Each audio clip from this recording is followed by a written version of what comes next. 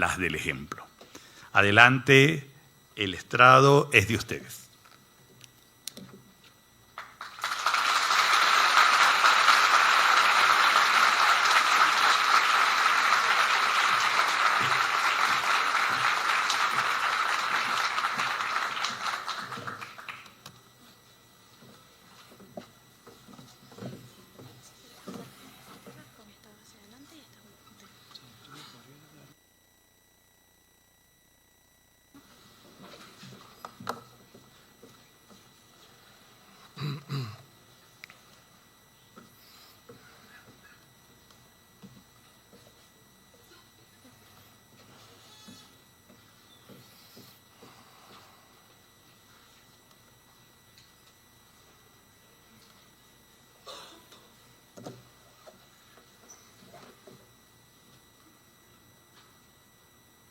Proyecto.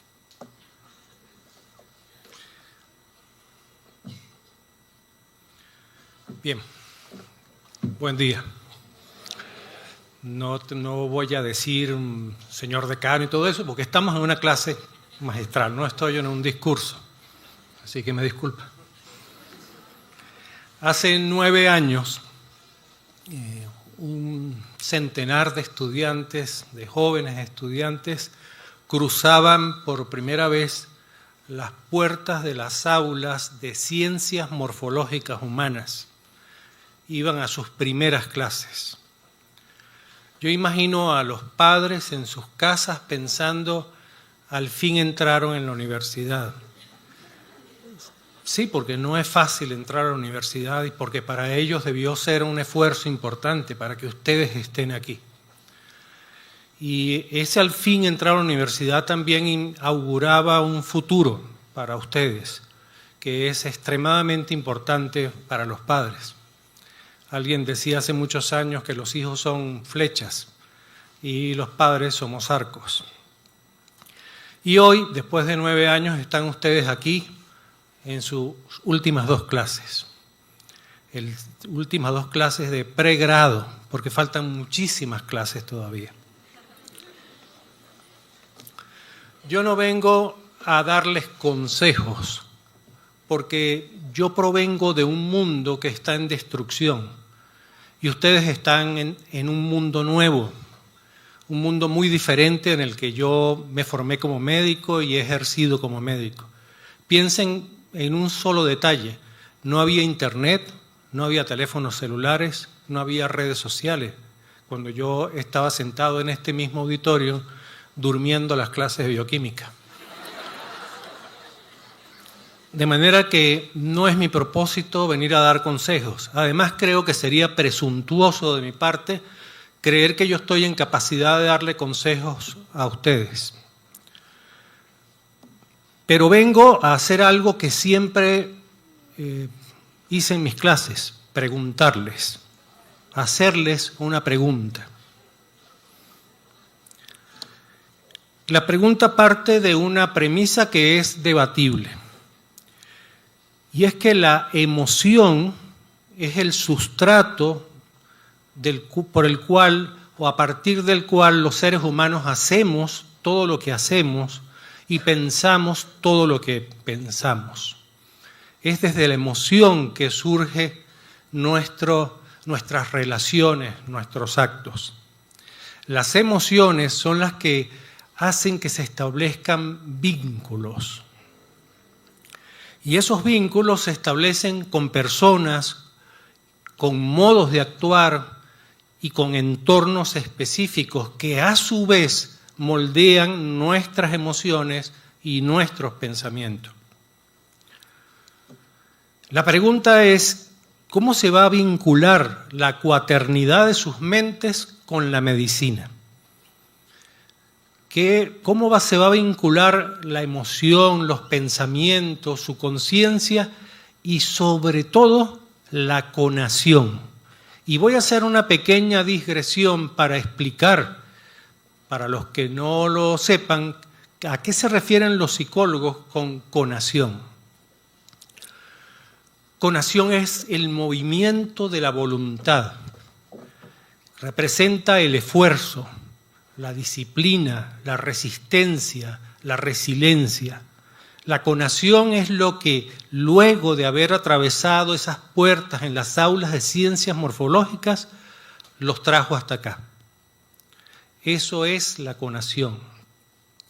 Y los psicólogos dicen que la conación surge de 4 instintos: el buscador de hechos, el investigador, el que quiere seguir adelante. Yo dándole acá y muy habilidosamente esta joven me está llevando la secuencia.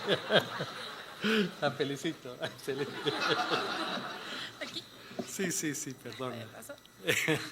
Pero muy habilidosa. ¿Verdad que excelente? Estaba en mi mente. Esos instintos son el buscador de hechos, el que quiere seguir adelante, todo aquello que hace que siga adelante luego de caer y levantarse una y otra vez, de reorganizarse para continuar. También está lo que ellos llaman inicio rápido, que es la capacidad de innovar, de improvisar, de adaptarse. Y finalmente el instinto implementador, el de crear, el de organizar, el de finalmente hacer. Bien, regresemos de esa digresión. Y yo siempre he imaginado a la medicina como una gran nave, una nave que se transforma y avanza rápidamente. Y nosotros estamos en esa nave. Esa nave tiene montones de secciones, de vagones, y cada sección o vagón representa un modo particular de hacer práctica médica. Y ustedes hoy y en los próximos días van a abordar esa nave. Hasta ahora pasearon por la nave en calidad de turistas, pero ahora van a ser tripulantes de la nave y van a vincularse con las actividades, con las personas y con los entornos que hay dentro de esa nave. La carrera, que probablemente está bien ese nombre, la carrera de medicina, es para tratar de alcanzar ese tren y montarse en él. La fuerza de ese vínculo que hagan ustedes, de la cuaternidad de sus mentes con ese agarre al tren, va a determinar lo que ustedes van a hacer de aquí en adelante. Uno cree que uno es todo el tiempo una misma persona, pero en realidad son las circunstancias las que van moldeando nuestra manera de ser. La mayoría de ustedes quizás imaginaron cuando empezaron a estudiar medicina y todavía lo imaginan, y cuando salga de posgrado también lo van a imaginar. Se van a imaginar como médicos que están ejerciendo en entornos donde hay una práctica médica de alta tecnología, muy bien organizada, muy bien dotada, que les va a proveer a ustedes un alto nivel de vida y gran prestigio personal. Pero, me quedé yo, debemos reconocer que esa visión es un poco inmadura.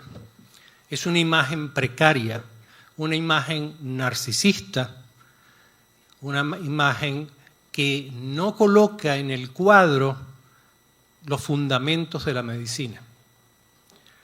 Y eso me recuerda una conversación que tuve hace poco. En la UCI, estaba quizás alguno de los estudiantes, creo que era Oscategui, y nosotros conversábamos sobre el accionar del médico en otro país, pero toda la conversación giraba sobre cuánto se ganaba, qué se podía comprar con lo que se ganaba como médico y un poco el entorno del trabajo, la cantidad de recursos que había en el entorno de trabajo. Y eso me hizo recordar un pequeño ensayo que había leído, escrito por un profesor que está aquí presente, le agradezco su presencia, que dice esto: y dijo Dios, hagamos al hombre a nuestra imagen conforme a nuestra semejanza. Y agrega el profesor, dicen que primero se borró la semejanza y fue quedando al desamparo la imagen de Dios. En pocos siglos se borró Dios Y el hombre se fue quedando con la imagen de solo la imagen.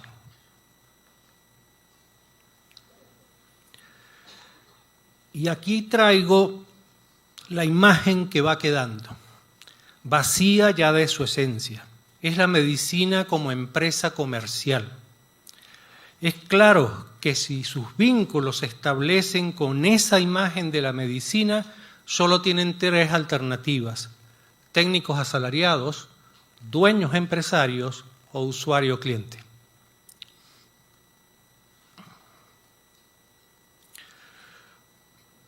La medicina es más que una empresa de servicios, es una diosa, es una divinidad, es la divinidad del cuidado y por lo tanto muy emparentada con el amor y la supervivencia, con lo que nos hace humanos.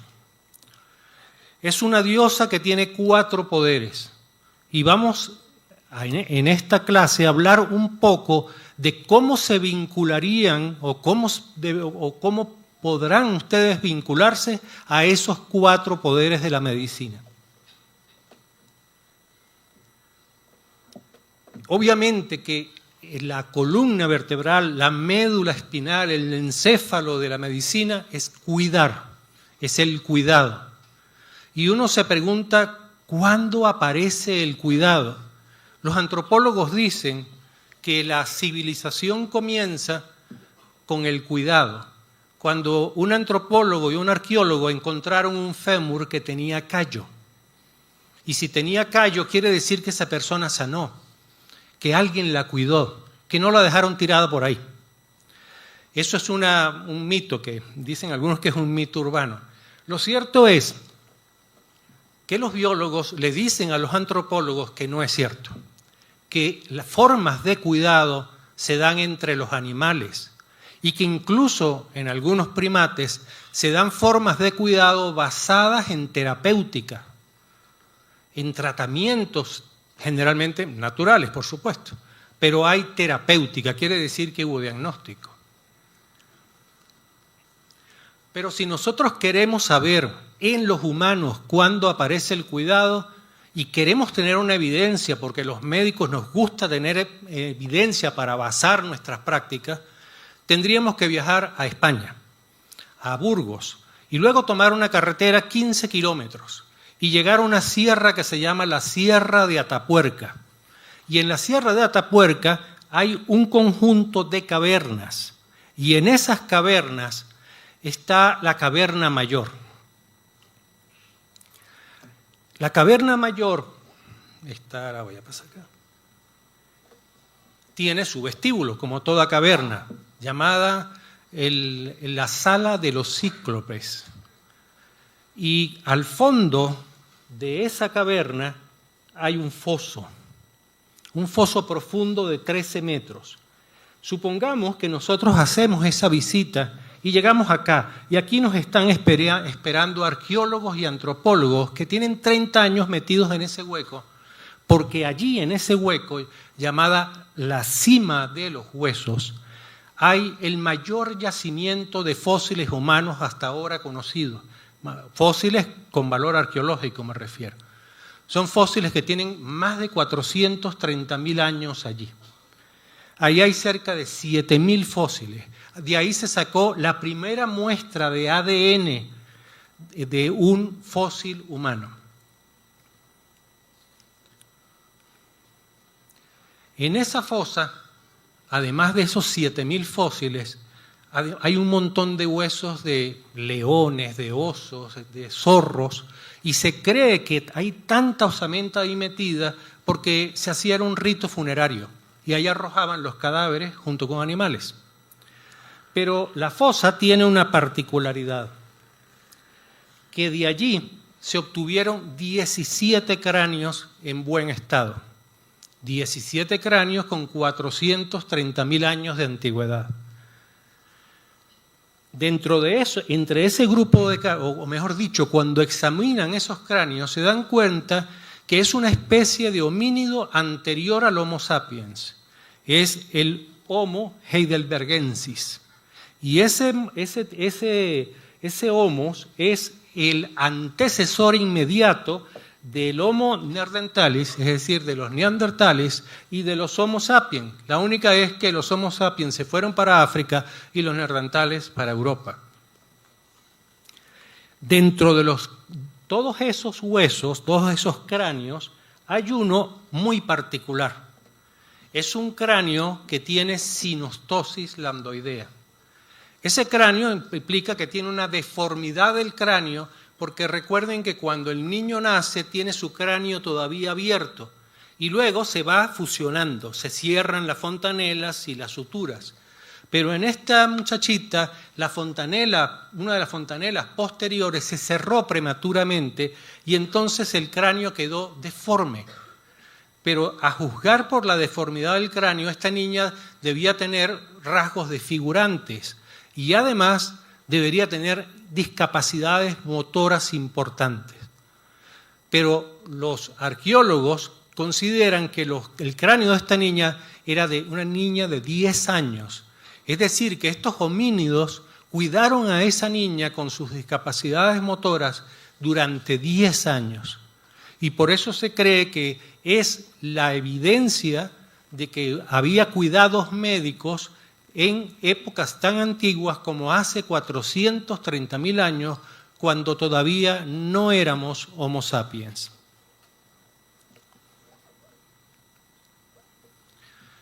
El cuidado establece una relación muy particular. El enfermo está en una situación vulnerable y el médico en una situación de poder.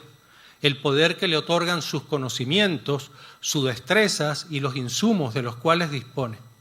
El enfermo de alguna manera se pone en manos del médico. Noten el enorme poder que eso significa. Alguien pone su vida o la de su hijo en sus manos. Y ese poder puede corromper. Tiene una fuerte tendencia a corromper, a crear arrogancia, a crear afán de dinero, a crear malos tratos. Todo poder corrompe y un gran poder corrompe en exceso. Por lo tanto, los médicos tienen que luchar contra ese poder y para la lucha contra ese poder tiene mucho que ver con los vínculos.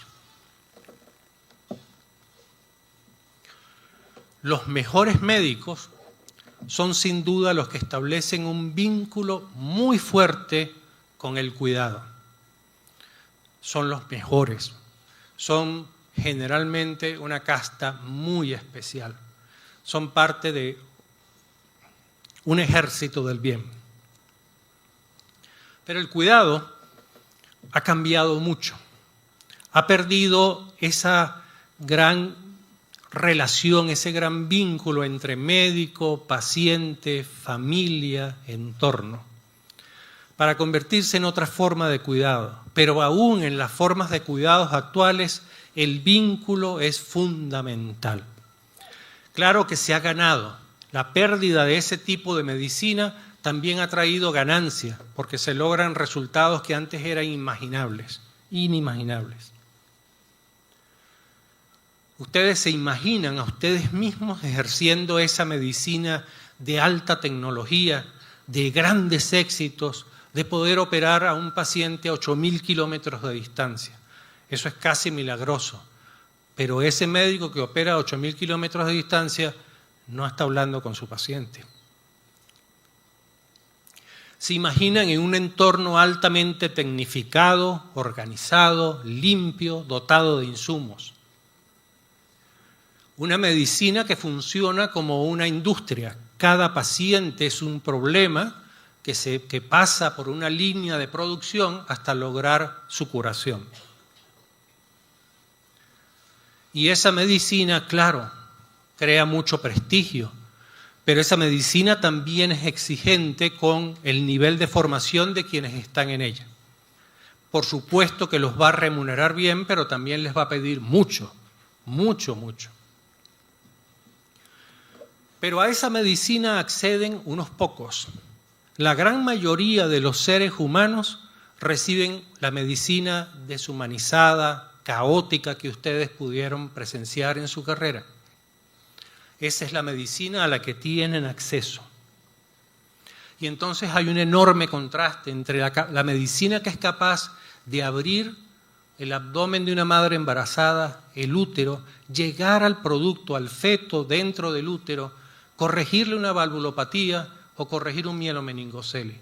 Y a su vez, una medicina incapaz de resolver, impotente de resolver el hambre y la miseria de 2.400 millones de personas.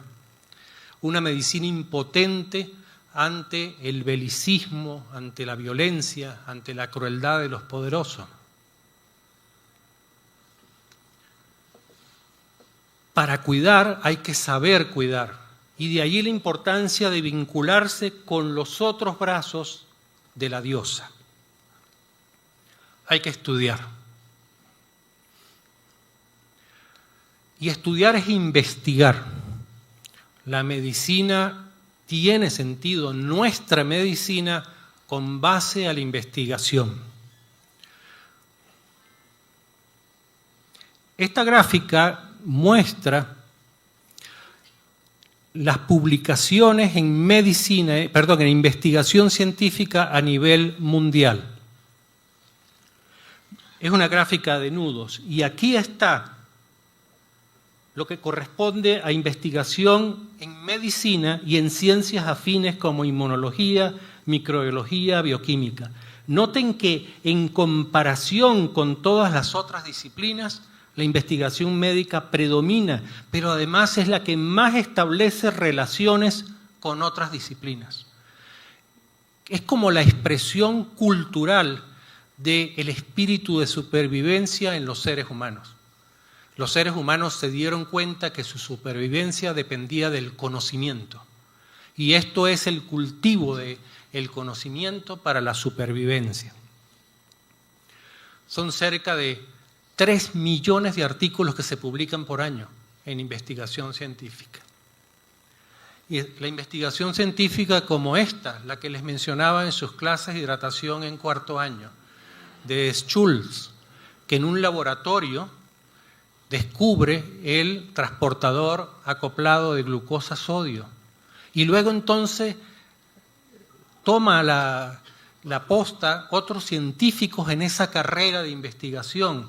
Y hay unos que lo llevan hasta Bangladesh, donde está ocurriendo en ese momento un genocidio y se desencadenó una epidemia de cólera.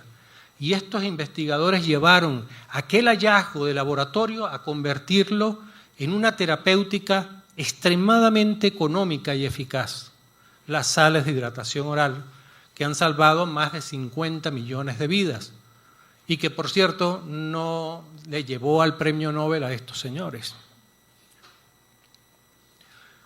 Son los productos de esa investigación la que han salvado millones de vidas y hacen que, en lugar de vivir, de tener un promedio de vida de 29 años, como se tenía hace algo más de 50 años, ahora el promedio de vida supere los 70 años. Son sobre todo los descubrimientos que tuvieron impacto en la salud poblacional, como las vacunas, los antibióticos y las sales de hidratación oral. Pero también hay que estudiar la clínica, hay que estudiar las enfermedades, porque los médicos operamos de acuerdo a una metodología. No somos simplemente que vemos y ya estuvo. Tenemos que hacer un método basado en planteamiento de hipótesis y descarte. Recuerden la clase de marcha diagnóstica. Y también hay que estar al día con todas las guías de tratamiento y diagnóstico que están basadas en evidencia, porque ya ustedes saben que la mejor medicina es la medicina basada en evidencia. Y también hay que estar al tanto de la medicina que estudia ya no las enfermedades, ya no los fenómenos biológicos, sino al hombre en sociedad. Es decir, las condiciones que determinan la salud y la enfermedad. De ahí la importancia de la medicina social. Pero además, un médico que solo lee medicina va a ser un técnico quizás eficiente, pero hasta allí. El médico tiene que leer otras fuentes, tiene que vincularse con otro tipo de literatura, tiene que estar al tanto de lo que está pasando en su mundo. Y más ahora que hay una tendencia tan fuerte al totalitarismo, al supremacismo racista, a los genocidios, a los exterminios.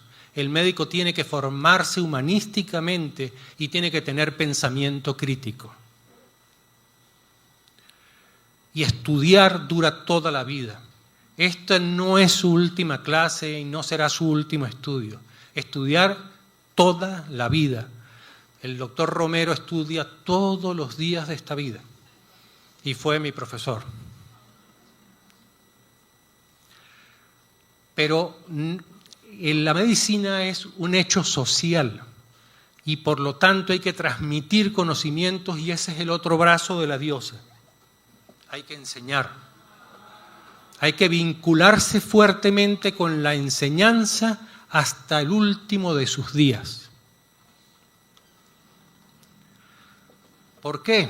Porque eso que nos llama la gente doctor sin tener doctorado tiene su base etimológica en el origen de esta palabra. Doctor es el que enseña. Así que está bien ganado el nombre de doctor a los médicos que dedican su vida a enseñar, así no hayan hecho un PhD. La Organización Mundial de la Salud estima que para 2030, es decir, dentro de 5 años, hará falta 14 millones de trabajadores de salud en el mundo, especialmente en los países de bajos ingresos. Si no hay quien los enseñe, estaremos en problemas. Y no olviden que ustedes se formaron por alguien que los enseñó en una universidad pública que ya tiene 240 años, que aprendieron con pacientes, la mayoría de estratos pobres, en un hospital público, que allí encontraron gente ustedes que les enseñó con sueldos irrisorios. Por último, el brazo final de la diosa, organizar. Casi todos nosotros nos ponemos muy bravos y exigimos airadamente las condiciones para desempeñar nuestra profesión. Pero muy pocos de nosotros nos dedicamos a crear las condiciones y a luchar por las condiciones para poder prestar asistencia médica. Quizás en algunas clases que quizás recuerden ustedes, creo que era la de procedimientos, les hablé de este señor, Don Abedian, que es considerado un experto en calidad de atención médica, un migrante, por cierto, un migrante del Líbano, huyendo de las guerras. Y ese migrante del Líbano decía que una manera de analizar la calidad de atención médica era ver la estructura, los procesos y los resultados. Y la estructura son esas condiciones financieras, políticas, organizacionales que hacen posible la medicina. El señor Don Abedian, por cierto, le gustaba la poesía, era un humanista, y decía que cuidar, la mejor calidad de atención médica era el amor, provenía del amor. El Hospital Universitario de los Andes no se formó por unos marcianos o unos norteamericanos que vinieron a hacerlo. Lo pensaron, lo planificaron, lo crearon, lo organizaron y lo construyeron profesionales de la medicina, ingenieros, arquitectos y obreros venezolanos. Ese edificio, ese castillo gris, como le decimos, donde ustedes hicieron sus prácticas médicas y muchos otros centros por donde pasaron, fueron pensados y organizados por médicos que no importa que fueran de derecha, de izquierda, de nada de eso, pero médicos que tenían un fuerte sentido social por su condición de médicos. Así que hay que luchar para que las condiciones donde se presta la salud sean dignas. Y eso implica esfuerzo también planificador, no solamente esfuerzo de protesta. Por otra parte, recuerden que este mundo que yo estoy abandonando, pero que ustedes están entrando, va a ser un mundo signado por muchas situaciones de crisis. El cambio climático va a inducir desastres naturales cada vez mayores, pero además estamos viendo cada vez desastres antrópicos creados por el hombre. Y la medicina va a ser retada por eso. Ustedes van a ser parte ustedes van a ser considerados enemigos, porque alguien que quiere exterminar un pueblo, el enemigo es quien trata de salvarlo. Entonces, muchas veces la esfera política, la esfera del poder, va a ver en ustedes enemigos. Y enemigos que van a ser objetivo militar. Y allí entonces es donde se pondrá en juego sus vínculos, la fuerza de sus vínculos. Porque el vínculo crea convicción. Mientras más fuerte sea el vínculo, más convicción habrá con el cuidar, con el estudiar, con el organizar, con el enseñar. Vínculos que se pondrán a prueba cuando haya una pandemia que afecte millones de personas, que se pondrán a prueba en los terremotos, en las guerras. Así que creamos en el mito urbano, que le atribuye a este antropólogo el hecho de que la civilización humana, la verdadera civilización humana, nació en el momento que alguien cuidó de una persona con una pierna rota. Si nosotros tanto admiramos a José Gregorio Hernández, que no nos quedemos solo con la imagen, sino con su semejanza, que practiquemos la semejanza, que tratemos de parecernos a este señor, que bien sabemos que era un hombre muy estudioso, era un profesor y era un hombre dedicado al cuidado, especialmente de los más vulnerables. Así que debe ser un faro, no simplemente un ícono. Que no seamos ese tipo de médicos al servicio del poder, al servicio de la barbarie. Que no olvidemos que aprendimos medicina con los más vulnerables y que con ellos tenemos una fuerte deuda. Así que a partir de hoy, que ya se convierten oficialmente en médicos, saben que tienen un compromiso y una responsabilidad que les impedirá pasar de largo ante el dolor y el sufrimiento humano. Bienvenidos, estimados colegas, a la nave grandiosa de la medicina.